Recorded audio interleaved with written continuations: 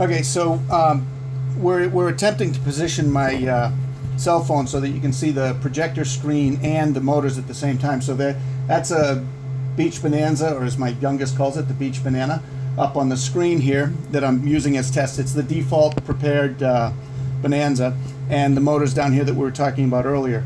Now I'm going to throttle the engines down, and you'll notice when the prop wash reduces, you'll notice the yoke settle back down, and you should notice the same up on screen.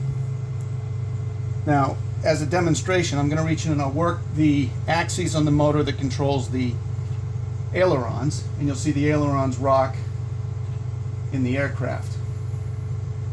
Most of you are familiar with the potentiometers in your joystick that are manipulating this. In this case, it's positional feedback from the motor sending information to the flight simulator for the control surface positions.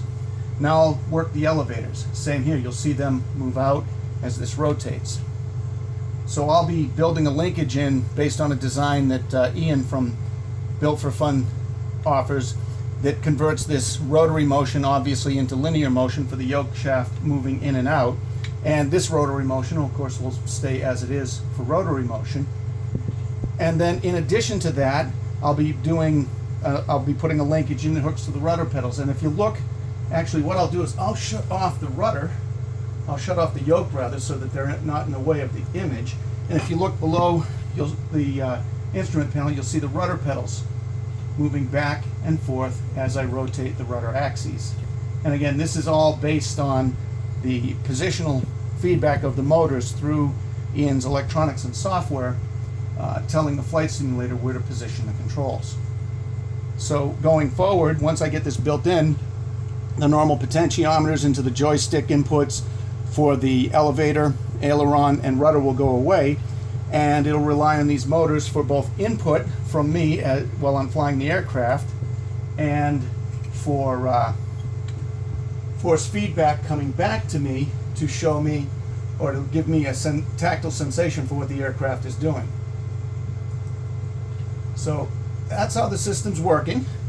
Hopefully in the next month or so I'll be sourcing and purchasing the mechanical hardware and building the chassis for this.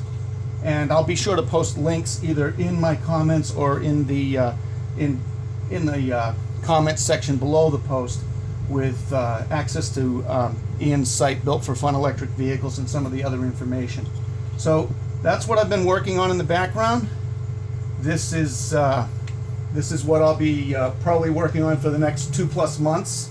It's going to take me a little bit of time to save up the money for the parts, the additional parts, source them, of course, fabricate the chassis that this goes on, and then I have the scary project of pulling the engine cowl off the simulator and building all this in. So easily 2 months work, nights and weekends, and I'll try to keep things posted as I make progress. Thanks a lot. Hope you enjoyed it. If you've got questions, put them in the comments section below, and I'll do my best to answer them.